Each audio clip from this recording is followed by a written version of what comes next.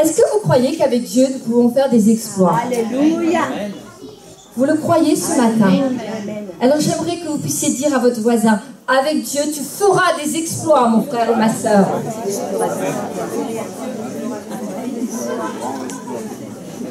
Oui, je le crois ce matin. Vous savez, il faut qu'on le prenne, il faut qu'on le saisisse pour nos vies. Avec Dieu, nous allons faire des exploits. Je vous assure, dans les temps qui viennent, de plus en plus, nous allons voir qu'avec Dieu, nous allons faire des exploits. Ce matin, je voudrais que vous ouvriez la parole de Dieu dans la Genèse, au chapitre 26, les versets 12 à 13 qui vont s'afficher. Le titre de ma prédication ce matin, c'est « Qu'as-tu fait de ta semence ?» Ça s'adresse à nous. Dieu veut vraiment nous parler ce matin sur la semence. Qu'as-tu fait de ta semence? Genèse chapitre 26, versets 12 à 13. C'est un court verset, mais il est tellement puissant, frères et sœurs. Je voudrais prier avant de prêcher. Eh bien, Père, nous te remercions déjà, vraiment, parce que je sens vraiment la présence de Dieu ici. Ta présence est là. Et je te prie de bénir mes frères et sœurs. Je te prie vraiment que tu puisses, Saint-Esprit, trouver un terrain favorable, qui t'ouvre leur cœur, parce que tu veux planter ce matin des semences de vie pour la vie éternelle. Je te prie vraiment que chaque cœur soit ouvert et que tu me donnes aussi d'apporter des paroles, non pas de moi-même, mais par ton Saint-Esprit. Je veux juste être un canal pour ton Saint-Esprit. Vraiment, utilise-moi comme tu as utilisé ce matin la louange pour amener dans l'adoration du Père. Utilise-moi pour enseigner ton peuple, pour les exhorter, pour les redresser, pour leur faire du bien, Père. Parce que je sais que ce que tu veux planter dans leur cœur sera visible jusque dans la vie éternelle. Et je te prie dans le nom de Jésus-Christ. Amen. Voilà ce que Genèse, donc au chapitre 26, au verset 12 à 13, Isaac sema dans ce pays et il recueillit cette année le centuple, car l'Éternel le bénit. D'ailleurs, c'est juste le verset 12. Vous savez, il y a un principe biblique, on en a déjà parlé, ce que nous semons, nous allons le récolter. Amen. Ça, c'est vraiment un principe biblique, vous le retrouverez partout dans la Bible. Nous semons, si nous semons, nous allons récolter. Alors, ce n'est pas forcément positif. Des fois, nous allons récolter également des choses négatives. Mais de toute manière, si nous semons, nous allons récolter. Alors, la question ce matin, c'est qu'est-ce que nous pouvons semer dans notre vie, nous, de chrétiens? Quelles sont les choses que nous pouvons semer? Il y a des domaines dont la parole de Dieu parle. Il y a 3 domaines dont la parole de Dieu parle. La première chose, c'est que nous pouvons semer des paroles. C'est ce que je suis en train de faire et j'ai prié dans ce sens. On sème des paroles. Nous sommes tout le temps, régulièrement en train de semer des paroles. Alors ça peut être des paroles positives, des paroles négatives. On parle souvent des paroles, de l'importance des paroles. Nous savons que nous pouvons tuer par la parole et nous pouvons créer par la parole. Dieu a créé par la parole. Nous sommes créatifs. Nous pouvons vraiment donner vie et nous pouvons faire mourir. Je voudrais vous dire, c'est un petit clin d'œil de Dieu. Ça m'est venu ce matin quand j'étais dans la douche. Vraiment, le Saint-Esprit m'a dit, parle-leur des SMS. Je dis, oh, c'est d'actualité. Il ne faut pas que je bouge de trop pour la caméra. Attention. Voilà, il faut que... Les SMS, ça coûte pas cher un SMS, c'est gratuit. Vous vous rappelez? Ce matin, j'ai été interpellée parce que je sortais de ma douche, j'ai reçu un SMS et c'était une sœur qui n'est pas là aujourd'hui. Et elle m'a envoyé une pensée de Dieu très forte. C'était prophétique pour moi. Ça m'a touchée vraiment et j'ai senti qu'au moment où je lisais la parole, quelque chose se passait en moi. J'ai reçu, vous savez, comme une onction fraîche qui passait dans mon corps. Et j'ai dit, Seigneur, un SMS envoyé au bon moment, avec la pensée de Dieu, waouh, le bien que ça peut faire. Vous savez, nous sommes tout le temps en train d'utiliser le SMS à tort et à travers pour dire des choses futiles, bien souvent futiles, parfois utiles, et parfois futiles. Il faut dire ce qui est. Et je vous assure, si nous saisissons la pensée de Dieu que nous pouvons envoyer pour un frère ou pour une sœur au bon moment, une parole d'exhortation, une parole qui va vraiment amener une onction, une bénédiction sur sa vie, une délivrance, pourquoi pas, et j'y crois, au bon moment. Et Dieu m'a dit, dans les temps actuels, dans cette société moderne, bien sûr qu'il y a beaucoup de choses mauvaises. Et le SMS peut être mal utilisé. Mais moi, je peux l'utiliser aussi pour ma gloire. Et je sais qu'il y en a parmi vous qui envoient des SMS de temps en temps pour bénir les frères et sœurs. Mais je vous assure que c'est un moyen d'évangélisation. C'est un moyen d'exhortation. C'est un moyen de bénédiction. Je l'ai vécu ce matin. Et ça m'a fait du bien. Et je sais qu'il y a d'autres sœurs ici présentes qui régulièrement m'envoient des SMS. Je veux les bénir et leur dire que leurs SMS me font toujours du bien. Parce que déjà, on sait qu'on pense à nous. Et puis parce que des fois, vous êtes dans des moments difficiles. Et Dieu vous donne la pensée. Et vous ne le savez pas forcément, mais vous envoyez juste un petit SMS. Ça vous prend très peu de temps. Et vous ne pouvez pas savoir le bien que vous allez faire. C'est la pensée de Dieu qui fait du bien. Voilà, c'était juste une petite parenthèse. Mais vraiment, Dieu m'a dit, parle-leur des SMS, qu'ils arrêtent d'utiliser avec futilité ce temps. Il faut racheter le temps. Il faut racheter le temps. Alors nous semons des paroles, nous semons des actions. Tout ce que nous entreprenons, ce que nous faisons, ce que nous construisons, les idées que nous avons, que ce soit pour le service pour Dieu, dans notre travail, dans nos loisirs, il y a toujours des actions. Vous savez, Dieu est le Dieu qui nous a créés. Il nous a créés, il nous a donné la vie, le mouvement et l'être. Il nous a donné la respiration. Il nous a donné l'énergie. Et quand je suis dans l'action, j'utilise mon énergie quelque part. Et cette énergie me vient de Dieu. Il faut que je pense, que je réalise que l'énergie que j'ai me vient de Dieu. C'est Dieu qui m'a donné le mouvement. C'est Dieu qui m'a donné la vie. C'est parce que c'est Dieu qui m'a créé, qui maintient mon souffle, que je vis encore. Et cette énergie, je dois l'utiliser pour Dieu. C'est une énergie qui doit être créatrice. C'est une énergie qui doit amener des bonnes choses. Ça, c'est les actions. Et la troisième, dont la Bible parle, on sème aussi de l'argent. On sème aussi de l'argent. Parce que nous sommes dans un monde où on ne peut pas vivre sans argent. Un jour dans le ciel, nous pourrons vivre sans argent. Alléluia. Amen. Nous n'aurons plus de dettes. Toutes nos dettes seront effacées. Et certaines sont effacées, les dettes spirituelles, vous savez bien.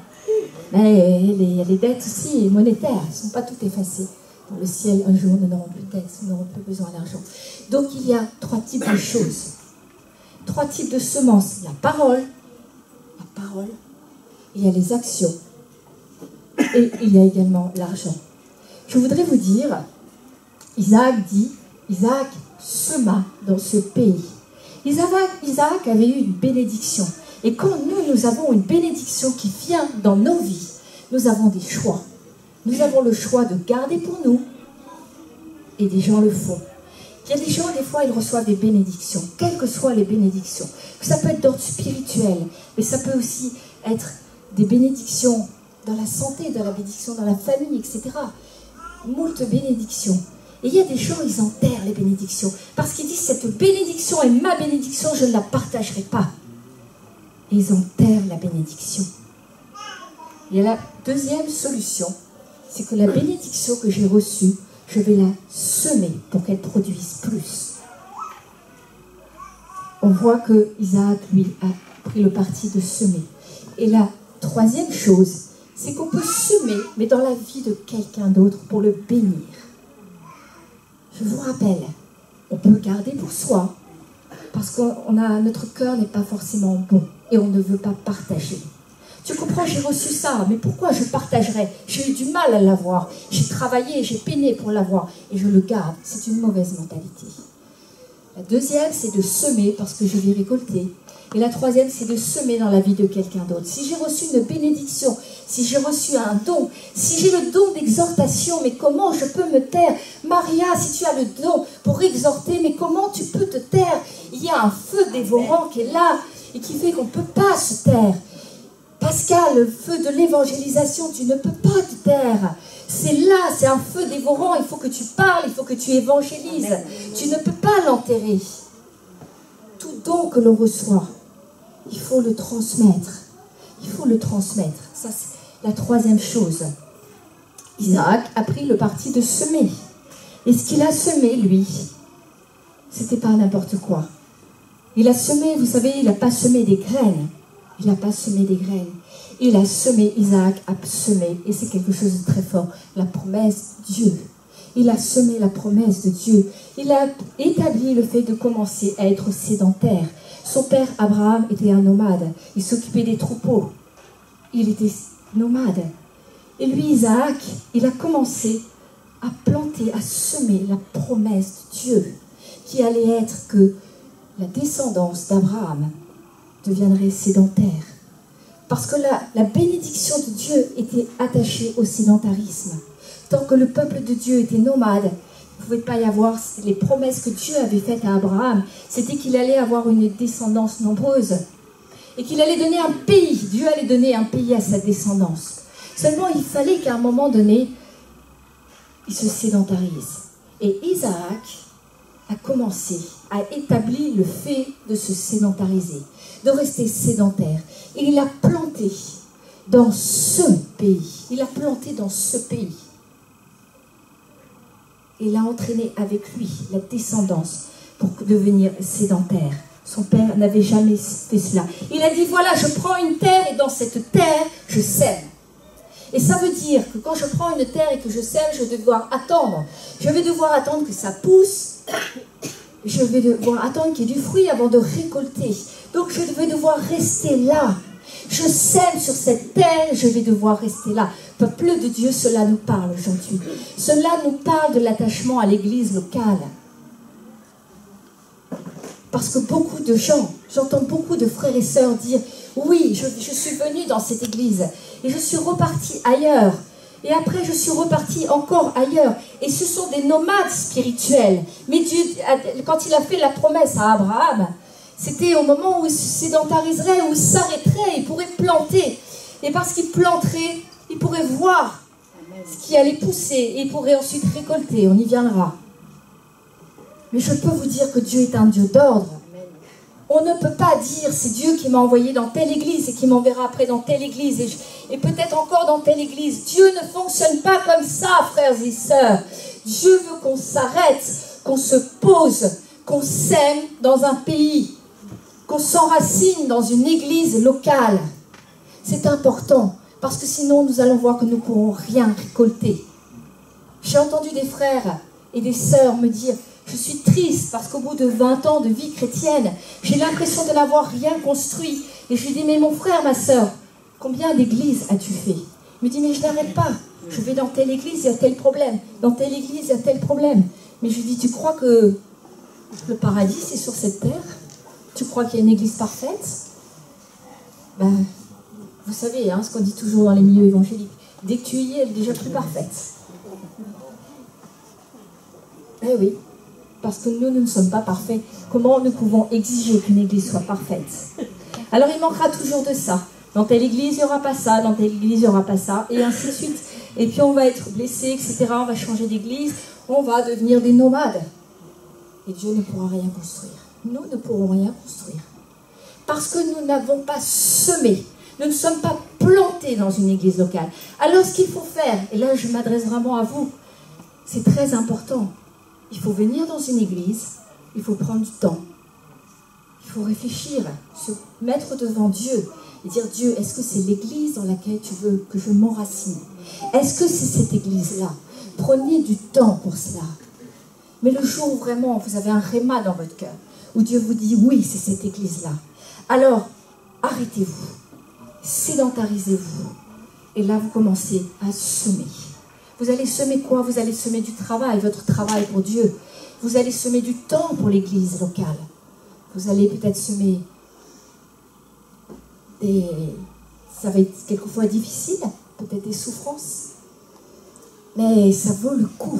Il va falloir de toute manière semer quelque chose. Amen. Et si vous partez avant, quelqu'un d'autre récoltera. Vous savez, quand on reçoit un don, par exemple, je parlais d'un don qui est bien connu, c'est le don de prophétie. Quand on reçoit le don de prophétie, qui est un don merveilleux, c'est important. Il faut savoir que Dieu, enfin celui qui a beaucoup reçu, Dieu va beaucoup lui redemander. Ce n'est pas pour vous faire peur. Mais si on a reçu vraiment le don de prophète, par exemple, je ne parle même pas du don de prophétie, du don de prophète, qui est encore, c'est un ministère, c'est différent.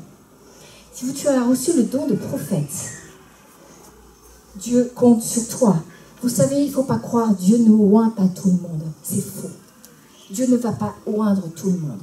Mais Dieu va se servir de personnes comme ça, qu'il a appelées, qu'il va élever, il va les équiper, et il va les oindre. Et Dieu va compter sur ces gens-là.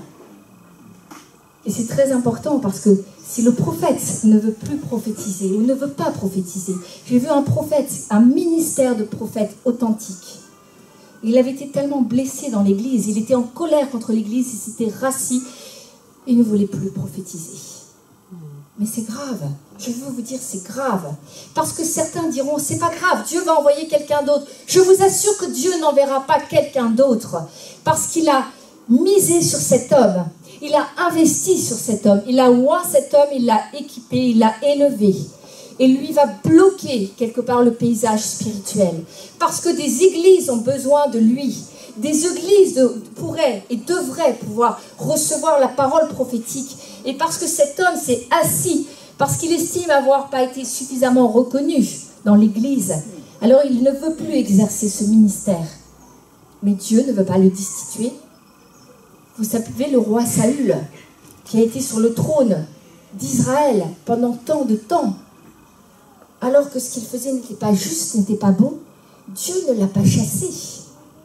Dieu ne l'a pas chassé. Dieu ne se repent pas de ses dons. David a dû attendre des années et des années avant de venir sur le trône d'Israël.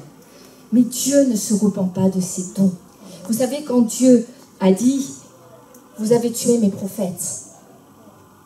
Les prophètes, Dieu n'a pas envoyé tous ses prophètes en même temps. C'est pas comme ça que ça s'est passé. Dieu a levé un prophète, il l'a équipé, il l'a envoyé. Dieu a levé un deuxième prophète, il l'a équipé, il l'a envoyé. Et ainsi de suite. Et si le prophète ne veut pas se lever et partir, il bloque le paysage spirituel. Il y a un blocage. Dieu a besoin de lui. Et il faut arrêter de dire que Dieu va utiliser quelqu'un d'autre et Dieu va se servir de quelqu'un d'autre. S'il vous a équipé, et l'un et l'autre, pour avoir un ministère d'évangéliste, pour avoir un ministère dans l'exhortation, dans la louange, dans la musique, dans l'accueil, mais ne croyez pas que Dieu va se servir de quelqu'un d'autre parce que vous ne voulez plus. C'est faux. C'est faux. Dieu ne fonctionne pas comme ça. Il vous a donné un don, frères et sœurs. Il a compté sur vous, il compte sur vous. Alors il attend que vous puissiez rentrer dans l'appel. Et il attend comme ça, parce que Dieu est patient. Mais ça met quand même l'œuvre de Dieu dans l'embarras. Je voudrais vous dire que Saül, c'était grave ce qu'il faisait. Il était responsable. De même, si nous avons reçu un don et que nous ne l'exerçons pas, par timidité ou autre, nous nous trouvons souvent des excuses. C'est grave, parce que nous mettons l'œuvre de Dieu dans l'embarras, parce que Dieu compte sur nous, et Dieu n'enlèvera pas ce don. Laurent, le don d'évangélisation, Dieu compte sur toi. Dieu t'équipe, Dieu t'a équipé, Amen. Dieu t'a appelé. Alléluia, amen. Il faut prendre ça au sérieux. Vous savez, on dit qu'il ne faut pas se prendre au sérieux. C'est vrai qu'on ne doit pas se prendre au sérieux. Mais moi, je dis que dans le Seigneur, on doit se prendre au sérieux. Quand Dieu nous confie quelque chose, c'est très sérieux. Et parce que Dieu compte tellement sur vous, sur nous. Vous savez, il a investi, on a un potentiel. Et vraiment, Dieu compte sur nous. C'est très, très sérieux.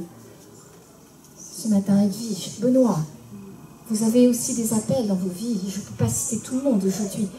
Martial, mes bien-aimés, Dieu vous a équipé pour des choses. Prenez ça au sérieux. Parce que quand on commence à prendre les choses au sérieux pour Dieu, alors Dieu va nous élever encore plus et va nous équiper encore plus. À partir du moment où on dit, c'est pas grand-chose ce que j'ai reçu, ce n'est pas de l'humilité, c'est de la fausse humilité. Je suis fière de ce que Dieu m'a donné. Je suis fière de ce que Dieu m'a donné aujourd'hui. Et je sais qu'avec Dieu, je vais faire des exploits. Je sais qu'avec Dieu, je vais aller beaucoup plus loin. Mais je ne veux pas faire de fausse humilité devant vous. Parce que j'ai payé un prix aussi. Et je continue de payer un prix. Et je crois que quand Dieu appelle un ministère, il y a forcément un prix à payer. Sommes-nous prêts à payer ce prix? Il faudra aller jusqu'au bout, frères et sœurs. Il ne faudra pas se décourager. Il ne faudra pas se décourager. Vous savez, l'arme cachée de Satan, c'est l'offense. L'arme cachée de Satan, c'est l'offense. S'il veut vous faire partir de l'église, c'est très simple. Il n'a qu'à vous offenser. 1 fois, 10 fois, 20 fois. Et il essaye de vous faire partir de l'église. Il ne veut pas que vous puissiez semer dans cette église. Donc il va essayer de vous faire partir. Ce que je voudrais vous dire, c'est ce qui est très important. On le voit dans ce Isaac sema, mais on ne sait pas. Il n'est pas écrit. Mais moi, je vous ai dit, c'était la promesse de Dieu qu'il a semée. Ce qui est important, c'est de retenir qu'il faut, si vous voulez récolter, puisqu'il est question qu'il a récolté le centuple. Le centuple, on ne récolte de toute manière. Mais là, il est question du centuple. Il est question de récolter en abondance. Vous ne croyez pas que nous, peuple de Dieu, on en a assez des choses qui nous tirent vers le bas. On veut la bénédiction en abondance. Jésus nous a promis la vie en abondance, n'est-il pas? Amen. Alors nous voulons la bénédiction en abondance. Moi, je ne veux pas une simple bénédiction. Je veux une bénédiction en abondance. Vous pouvez dire Amen à ça? Amen. Prends Jésus. Prenez, prenez par la foi. Amen. Dites Amen si vous voulez cette bénédiction en abondance. Saisissez. Il ne faut pas toujours être statique quand on entend un prédicateur. Il faut savoir quand il faut saisir la parole. La qualité de la semence, elle est importante. Il a semé une semence qui était propre parce qu'elle était issue de l'héritage de son père, Abraham. Elle était issue d'un achat honnête qu'Abraham avait fait. Donc c'était la bénédiction de son père qu'il a semée. Et nous, ça nous ramène à nous-mêmes. Si nous avons reçu un don spirituel, vous savez que les dons spirituels se transmettent essentiellement par l'imposition des mains, vous le savez. Qui t'a imposé les mains? D'où te vient ce don spirituel? Est-ce que c'est un don propre? Est-ce que la personne qui te l'a transmis, c'était vraiment un ministère oint et reconnu et qui avait un bon témoignage? Parce que vous savez, il y a des gens, beaucoup de chrétiens, j'ai vu beaucoup de chrétiens dans ma vie qui avaient des problèmes parce qu'ils avaient été, on leur avait imposé les mains, et des ministères qui n'étaient pas propres, qui avaient imposé les mains. Donc effectivement, ils avaient reçu des dons spirituels, mais ils avaient beaucoup de problèmes avec ces dons. Parce qu'ils n'étaient pas sanctifiés. C'est important, ne vous faites pas imposer les mains par n'importe qui. Soyons prudents. Vous savez, dans les derniers temps, il y aura beaucoup d'imposteurs, beaucoup de faux prophètes, beaucoup qui se diront hommes ou femmes de Dieu et qui ne le seront pas, et qui ne serviront que leurs propres intérêts et pas la gloire de Dieu. Soyons vigilants dans ces derniers temps. Ne nous laissons pas imposer les mains par n'importe qui. Il y a un transfert spirituel quand vous faites imposer les mains. Il faut que vous connaissiez quand même le témoignage de cette personne, qui elle est, d'où elle vient. J'ai vu des chrétiens aller dans des soirées comme ça d'évangélisation et au premier appel se lever, même pas connaître, même pas savoir d'où venait le prédicateur ou l'évangéliste ou le prophète et se laisser imposer les mains. Mais soyons prudents, soyons sages. Amen. Qui te dit que c'est un homme de Dieu, c'est pas un imposteur? Vous savez, les faux prophètes se déguisent en vrais prophètes. Il faut vraiment le discernement de Dieu pour voir la différence. Il faut voir aussi les fruits, il faut voir le témoignage, il faut voir la vie qu'il a. Donc c'est important que la qualité de la semence, qu'elle soit propre, que nos dons spirituels, que ce soit celui qui nous les a transmis, ce soit vraiment un ministère moins reconnu et qui ait un bon témoignage. Quand nous semons des paroles, la parole qui est la semence de la parole, ça doit être des paroles sanctifiées. Je voudrais vous dire quelques petits mots là-dessus. Des paroles sanctifiées. L'apôtre Paul dit dans Colossiens chapitre 4, verset 6, que votre parole soit toujours accompagnée de grâce. Amen. Je voudrais vous le relire. Que votre parole soit toujours accompagnée de grâce. Est-ce que quand nous parlons aux gens, nous avons toujours la grâce? Est-ce que nous sommes toujours remplis de compassion, de miséricorde? Est-ce que nous vous rappelons que nous-mêmes, nous avons été rachetés par grâce? Est-ce que nous savons, est-ce que nous nous rappelons d'où nous venons? Est-ce que la grâce accompagne nos paroles? La grâce, je veux jamais imaginer le mal. Je ne veux pas voir le mal là où il n'est pas. Je veux toujours une parole de grâce. Dieu nous fait grâce. Je veux faire grâce. Je veux plus de compassion. Quelqu'un a prié comme ça tout à l'heure. Plus de compassion, plus d'amour, plus de grâce, Père, quand je parle. Plus de grâce. Peut-être je ne comprends pas la situation, mais donne-moi ta grâce de ne jamais juger. De ne jamais juger. Que votre parole soit toujours accompagnée de grâce, assaisonnée de sel. Oh, assaisonnée de sel. Il faut que ça ait du goût. Il faut que ça ait du goût. Vous avez déjà mangé sans sel? C'est terrible. Ça n'a plus goût. C'est fade, sans saveur. Si je vous dis une parole qui n'a pas de saveur, à la sortie, je vous dis une parole, la personne, à peine vous lui avez dit, elle ne s'en souvient plus. Mettez du sel. Mettez du sel. Quelque chose dont elle va se rappeler, qui va avoir du goût, de la saveur, spirituellement parlant. La grâce, le sel, afin que vous sachiez comment il faut répondre à chacun. Oh, il y aurait toute une prédication à faire là-dessus. Nous ne pouvons pas répondre à chacun de la même façon. C'est faux de dire, je vais voir mon frère, je vais voir ma soeur, et j'ai mon discours rodé. Vous savez, quand on est ancien, quand on vient nous donner des conseils, mais on ne peut pas répondre la même chose.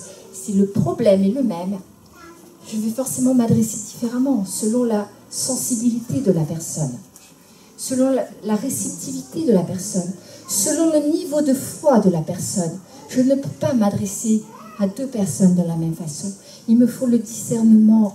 Il faut que le Saint-Esprit m'aide. Et je vais, avec la grâce, sans jugement, essayer de donner de la saveur. C'est important. Et je vais m'adresser différemment à chacun.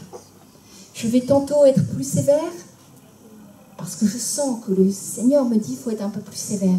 Et tantôt, je vais être beaucoup plus douce. Et on peut être sévère et tout. Hein. Rempli d'amour, mais il faut savoir reprendre. Dans l'amour. Mais celui qui aime, reprend. On ne peut pas laisser quelqu'un dans l'erreur si on aime. C'est beau ce que dit l'apôtre Paul. J'aime relire ce verset. Je me dis, il faut la grâce, il faut le sel, il faut un discours différent pour chacun. Tu ne vas pas être amené à voir les mêmes personnes, les mêmes vécus, les mêmes sensibilités, le même foi, le même niveau de sanctification, le même niveau de compréhension spirituelle. Quand l'apôtre Paul disait « Je me suis fait tout à tous », vous croyez quoi? Mais oui, on est obligé de s'adapter.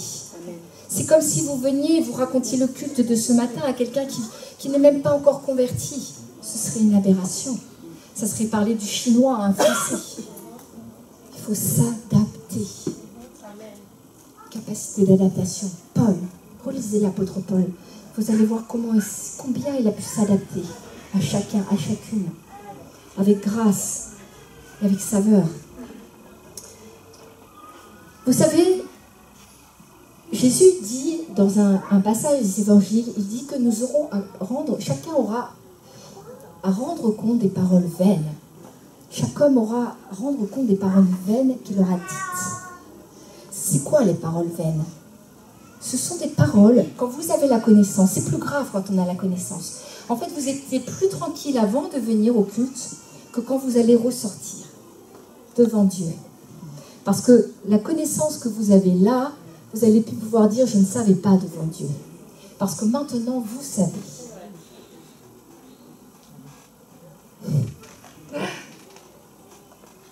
Alors, les paroles vaines, c'est-à-dire que quand je donne une mauvaise parole, une parole qui n'est pas bonne, une mauvaise parole, quand je donne une mauvaise parole, et que j'ai la connaissance, je sais que je ne dois pas donner cette parole-là parce que ça va faire du mal, ou ça a fait du mal, ou c'est très négatif, ou ça va détruire. Quand j'ai la connaissance et que je le fais quand même, je voudrais vous dire que je vais récolter un jugement. Jésus le dit, c'est la parole de Dieu. Nous prenons ça très à la légère. C'est vrai, souvent nous prenons ça à la légère. Mais si j'ai la connaissance et que je le fais sciemment, je vais récolter un jugement. Prenons garde à nos paroles vaines. Ça, c'est pour les paroles, pour les actions. Faire une action qui est de qualité, semer toujours la qualité de la semence. Les actions, c'est tout simple, c'est quand c'est en conformité avec la parole de Dieu. Quand je fais quelque chose en conformité avec la parole de Dieu. Quelque chose qui n'est pas contraire à la parole de Dieu, je vais planter une bonne semence. La qualité du terrain est très importante. Isaac sema dans ce pays, il sema. Dieu dit que le terrain est important, la qualité du terrain. Où semons-nous? Maintenant que j'ai une bonne semence, où est-ce que je vais la planter? C'est très important. Là, Isaac, il a planté, c'était dans la terre promise. C'était la terre que Dieu avait donnée à son père et à sa descendance. Nous, c'est important que nous puissions semer dans un terrain qui est fertile. Vous savez, on peut semer dans des associations. On peut passer tout notre temps dans l'humanitaire. On peut passer tout notre temps dans les associations caritatives, philanthropiques, philosophiques, etc. Enfin, on a beaucoup de choses, humanistes même. On peut passer beaucoup de temps. Énormément. La France est le pays qui a le plus d'associations. C'est une bonne chose, mais en même temps, on peut perdre beaucoup d'énergie et beaucoup de temps.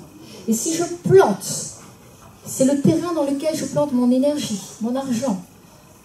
Et ce n'est pas un terrain fertile. Donc je vais récolter parce que Dieu est Dieu. Et quand il dit qu'on sème, on récolte. Mais je ne vais pas du tout récolter avec abondance. Je vais récolter peu de bénédictions en retour.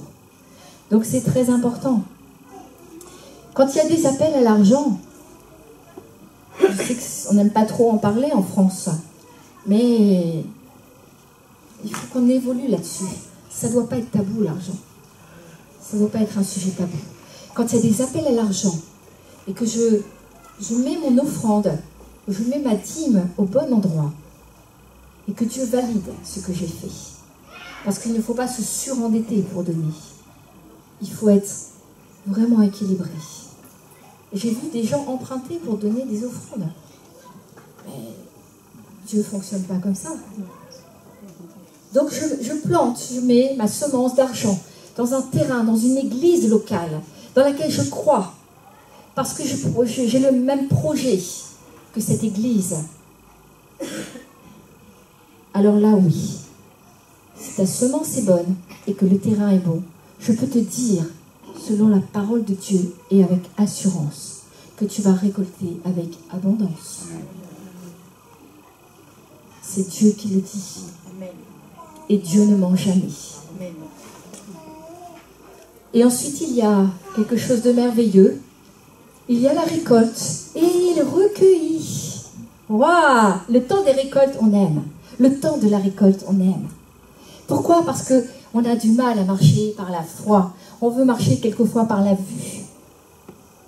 Vous ne pouvez pas dire amen à ça? Amen. Ah, je ne suis pas la seule. C'est dur de marcher par la foi. C'est dur, le chemin est long. Il nous faut de la patience. Et on va rajouter sur la patience la persévérance. Amen. Mais le temps vient, le temps de la moisson. Il recueillit. Alléluia. Alléluia pour ce il recueillit. Et il recueillit. Ça, c'est extraordinaire quand tu prends ta moisson. Je peux te dire que là, tu es dans les champs d'allégresse. Je peux te dire que là, tu n'as plus de mots pour adorer Dieu. Amen. Je peux te dire que là, ton cœur est débordant d'amour pour Dieu. Amen. Quand tu récoltes, c'est le jour où Dieu te justifie. C'est le jour où Dieu te justifie. C'est le jour de ta bénédiction. Il y a un jour pour ta bénédiction. Ne crois pas, si tu as semé quelque chose de bon, au bon endroit, viendra le temps où Dieu va te bénir en abondance. Et ce sera vraiment un jour béni dont tu te souviendras parce que Dieu va t'élever. Je t'assure que tu vas être élevé. Dieu va te justifier, même devant tes ennemis, Amen. même devant les moqueurs, Alléluia. ceux qui ne te croyaient pas. Dieu va vraiment te justifier. Si tu restes sur tes positions,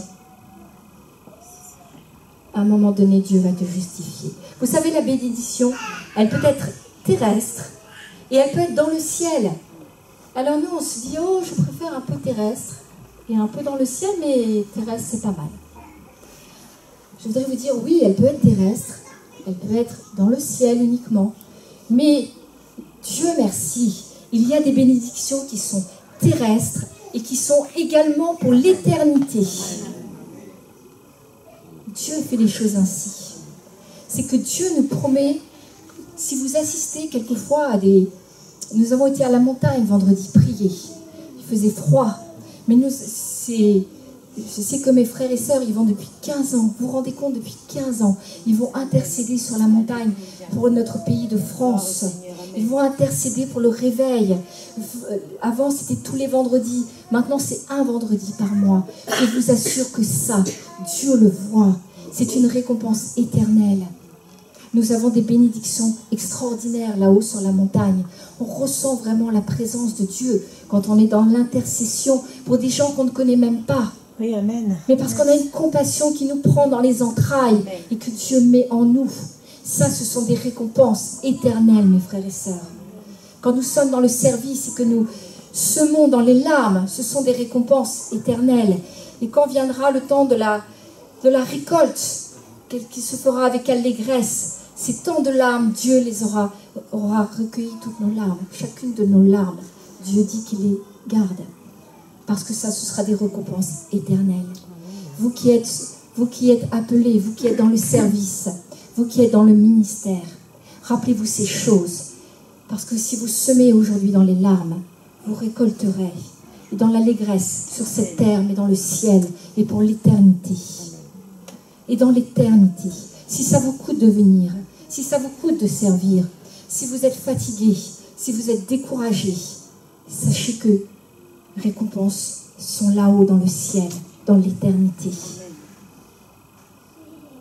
Hébreux 11 nous dit, tous ceux qui sont morts sans voir la bénédiction sur cette terre.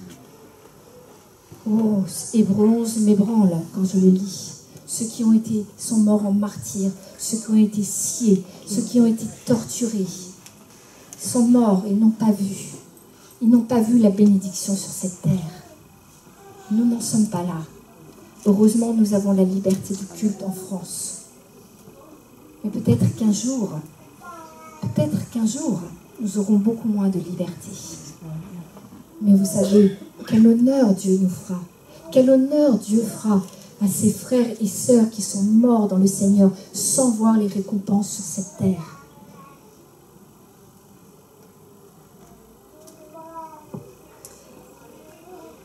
Alors évidemment, tout ce qui touche l'argent, vous savez, un mort n'a pas de poche. Alors il est bien entendu que quand je sème de l'argent, c'est sur cette terre que je vais avoir la récolte de l'argent. Hein. Ce n'est pas dans le ciel. Là-haut, il n'y a plus de notion d'argent. Hein. 7 années, Isaac sema dans ce pays, il recueillit 7 années. 7 années. Ça, c'est quelque chose qu'il faut éclaircir. Parce que souvent, quand on prêche, on dit, on sème et on récolte, et c'est très vague, c'est très flou. La parole de Dieu est précise.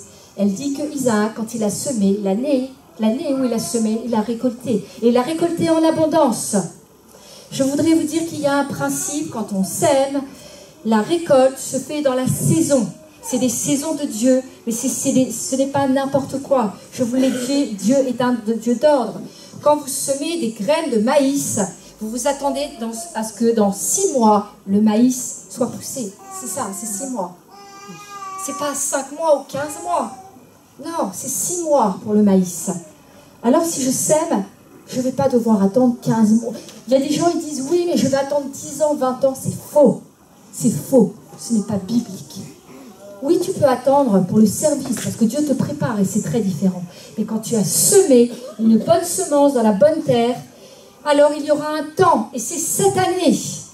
Et il y a un principe que je voudrais que vous reteniez quand vous semez, et surtout pour ce qui est des bénédictions financières, c'est toujours dans les 8 jours, dans l'année en cours, que vous recevez la bénédiction. Dans les 8 jours, ou dans l'année en cours. Si vous vous attendez au bout de 2 ans encore une bénédiction, non, c'est cette année. Si vous semez dans un ministère ou ça va être rapide. Ça sera dans l'année en cours. Ça peut être immédiat, mais c'est de toute manière cette année. Je vais moissonner cette année. Car l'Éternel le bénit. Car l'Éternel le bénit. Alors il a eu au centuple, je vous ai parlé, ce n'est pas une bénédiction, c'est une abondance de bénédiction. 100 fois plus. 100 fois plus. Je me demande ce que Isaac a pu en penser. Vous imaginez? Vous semez et vous récoltez 100 fois plus. C'est merveilleux. Je ne sais pas, vous regardez comme si c'était une évidence. Je donne, je sème, et je reçois 100 fois plus. Waouh! J'ai dit, j'ai un Dieu, un grand Dieu. J'ai un grand Dieu. Ça, c'est l'abondance. C'est l'abondance pour les enfants de Dieu. Arrêtons de voir petit.